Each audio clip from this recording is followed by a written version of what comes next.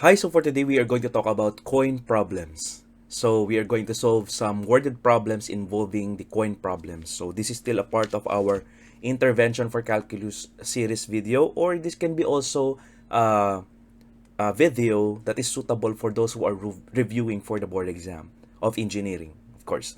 So let's get started. So before we start, in coin problems, we need to take note of the following values for the coin problem of the US. Of course, we have the quarters, $0.25. We have the dimes, $0.1. And we have $0.05 for nickels. So these are the standard coin that we will be encountering in our coin problem that we must take note. All right. So in solving coin problems, it is just like the same as pretty much the same as the mixture problem, wherein the concentration multiplied by the amount of solution. In this problem, we have the value of the coin multiplied by how many coins are there in that particular coin. So it's just like pretty much a mixture problem. So if you are good with mixture problem, then we don't have any problem with this. But still, if you are new to my channel, if you want to learn coin problems, then don't worry, I will teach you how. Okay, so for number 1, we have a piggy bank has 40 nickels and dimes. The total amount of money in the bank is $2.5. Find the amount of each coin. So the first problem says we have 40 coins, okay, in total. So we're going to let X as nickels, okay, because we don't know the amount of nickel, okay. So find the amount or the number of each coin. So let Y as dimes, okay. And from the first equation, we can see that if we plus nickel plus the number of dimes plus the number of nickels, I'm talking about the number, not the value, so equals 40 coins, okay, because that's the total coins, okay. So yeah, we're going to find the amount of each coin. So we have nickels. So nickels, what is the value of nickels? 0.05, okay. So we'll be having 0.05 here, 0.05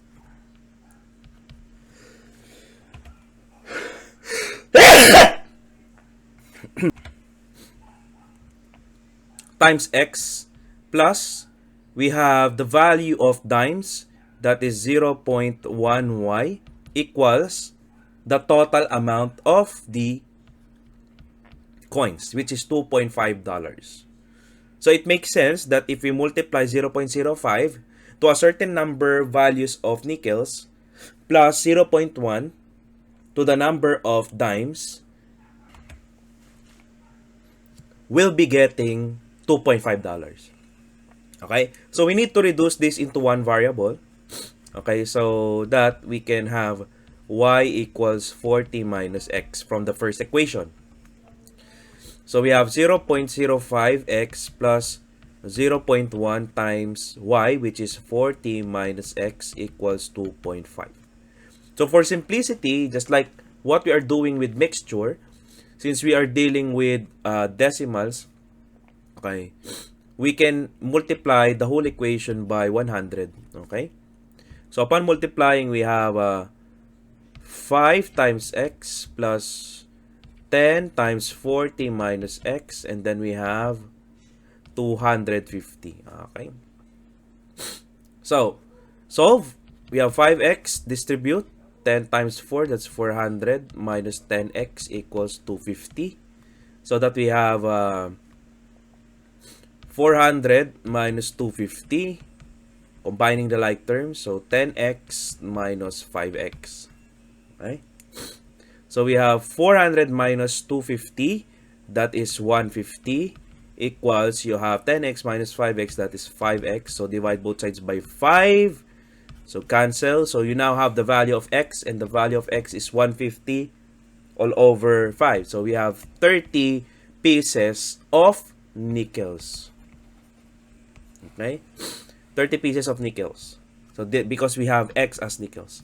And to find the value of dimes, of course, we have the formula Y equals 40 minus X from our derivation a while ago. So you have the number of dimes equals 40 minus 30. So we have 10, okay, dimes. Okay, so that is how we find the number of dimes and nickels in this particular problem. Okay. So for more problems, let us try number 2. I'm just going to copy paste number 2 here so that I need not to rewrite it. Okay, for number 2, a packet full of coins includes dimes and quarters.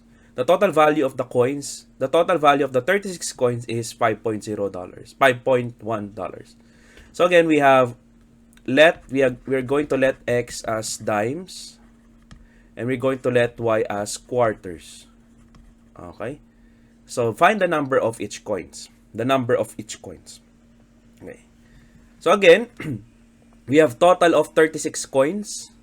Okay? If we add the dimes, the number of dimes, and the number of quarters, that is total of 36 coins. Okay, and the amount is $5.10. Okay.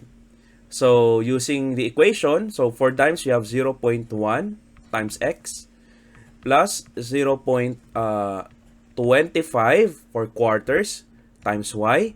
And that is equivalent to the total money in the packet, which is $5.0 or 5.1. Okay. So reducing again this equation into one variable, by this equation we can get Y, we can isolate Y, so we have 36 minus X. So doing that, we have 0.1X plus 0.25. The Y is 36 minus X equals 5.1. Okay, we just simply substitute from the given truth that the number of dimes plus the number of quarters, okay, equals 36 coins because the total value of the coins is 36. So multiply both sides by 100 for easier calculation. So you have 10x plus 25 times 36 minus x. You have 510 here. Okay, so you have 10x plus 25 times 36. So 36 times 25, we have 30. We have 15, 18, 12, 1, 6, 7, so 0, 0, 1. We have 900. Okay, so 900 minus 25x equals 510. So combining like terms, class, we have 10x minus 25x equals 510 minus 900. So 10x minus 25x, that's negative 15x equals 510 minus 900. That would be negative 390. Okay, now that would be negative 390.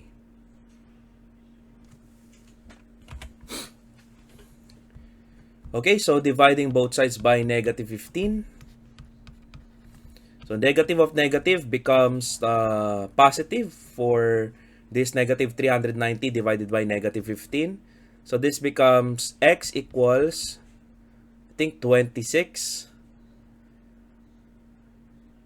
So yeah, 26 dimes. Okay, so our x is the dimes. We let x as our dimes. Now how about we get the quarter? Okay, we have 26 dimes. For the quarter, we can use this equation. So y equals 36 minus x, which is 36 minus 26. That would be give us the value of y, that is 10 quarters.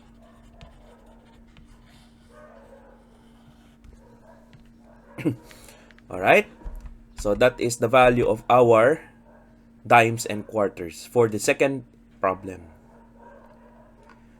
So let's have the third problem.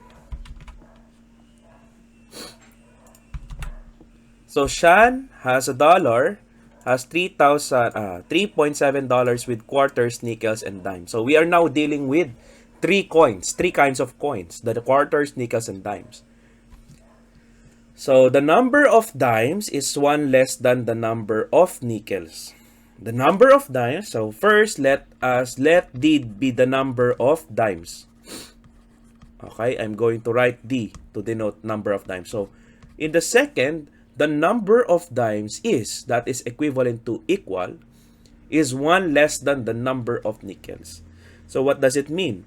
Okay, the number of dimes is 1 less than. So is 1 less than the number of nickels. So let N be the number of nickels. Okay? And let Q be the number of quarters. Okay.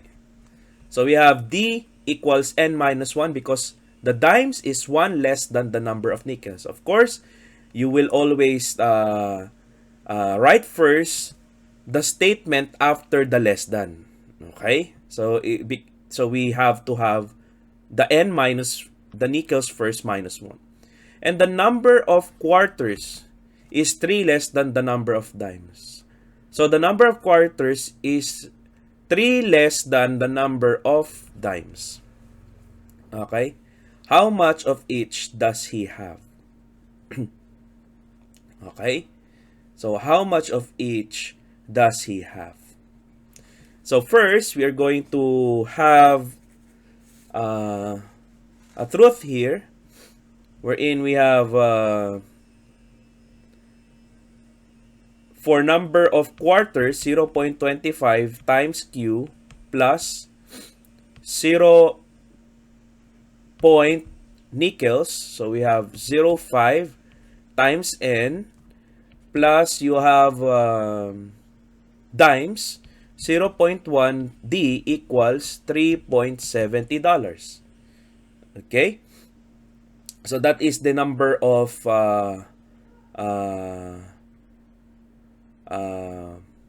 they call this is the equation, working equation that we need to have. Okay, so the total will be $3.7. Okay, so as you can see, we have quarter, we have nickels, we have dimes. Okay, so in our equation we have 3 unknowns, but our goal is to simply make this equation in one variable by utilizing the relationship that we have established a while ago, that the number of dimes equals 1 less than the number of nickels, and the number of quarters is 3 less than the number of dimes. So from this formula, D equals N minus 1, I am going to express that equation in terms of N. So you have D equals N minus 1 transposing negative 1. So that become D plus 1 equals N. So that I can substitute it into this N. Okay, the same for the third equation. So you have Q equals D minus 3. I'm going to get it in terms of what do you call this? In terms of D or in terms of quarters. But it's already in terms of quarters. So now if I substitute this, D plus 1 equals N and Q equals D minus 3.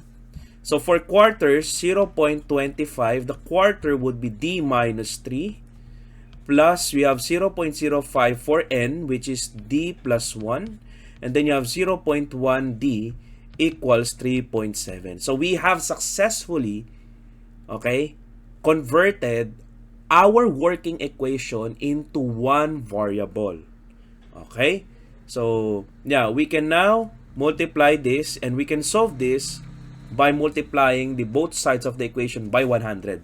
So you have 25 D minus 3 plus we have 5 times D plus 1 plus you have 10 D, 0.1 times 100 is 10 equals 370.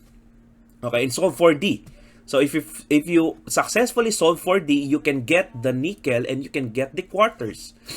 So you have 25D minus 75 plus distribute, you have 5D plus 5 plus 10D equals 370. So combining like terms, so you have 25D plus 5D plus 10D equals 370 plus 75, okay, minus 5. So we have 75 here and then minus 5 here.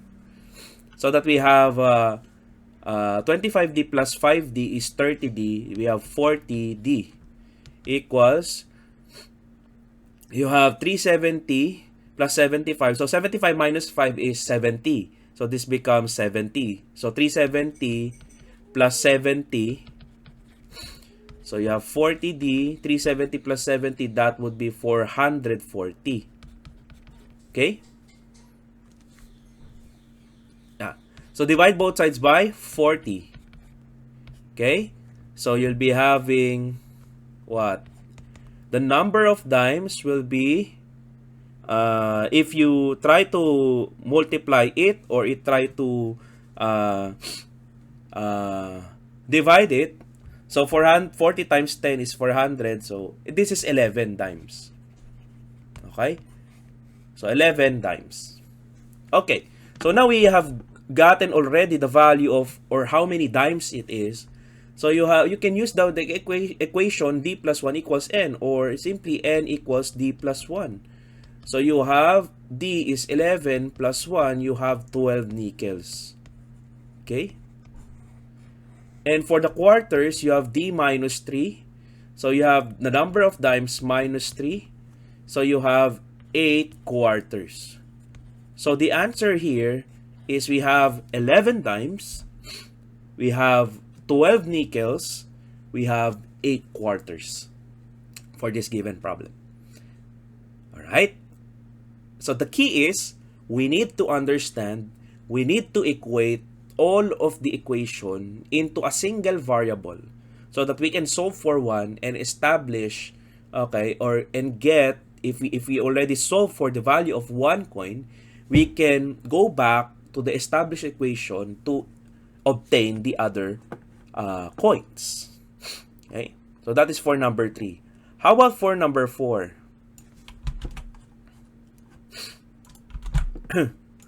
Robert has 50 coins, all in nickels and dimes, amount to $350. How many nickels does he have? Okay, so you have, let n be nickel. You can also let x, just like what we do. You have d be the dimes. Okay, and you have total of 50 coins. So if I plus d plus n, that would be 50 number of coins. Okay, so write the equation. So you have 0.05 n plus you have 0.1 d equals total of $3.5. Pretty much the same problem that we have discussed a while ago. So again, you have the relationship d plus n equals 50. So I can get d equals 50 minus n. So you have 0.05 n plus 0.1 d, which is 50 minus n equals 3.5. So I can multiply this by 100. So if I do that, you have 5n plus 1, 2. So you have 10 times 50 minus n. Then you have 350. So distribute. 10 times 50 is 500 minus 10n equals 350. So you now have 5n minus 10n equals 350 minus 500. So you now have negative 5n and you have negative 150. 350 minus 500 is negative 150. So divide both sides by negative 5. Don't worry if it's negative, because negative divided by negative would be positive. So this would be 30. Okay? The number of nickels is 30 nickels. Okay? So that's the number of nickels. And then from this equation, we can get the number of dimes. So that would be 50 minus 30. That would be, the number of dimes would be 20 dimes. Alright. So I hope that is clear. Okay? With our discussion of coin problems. So we just need to identify establish the equation, the relationships, and reduce the given equation into one variable so that we can solve one parameter and then get the remaining. Okay?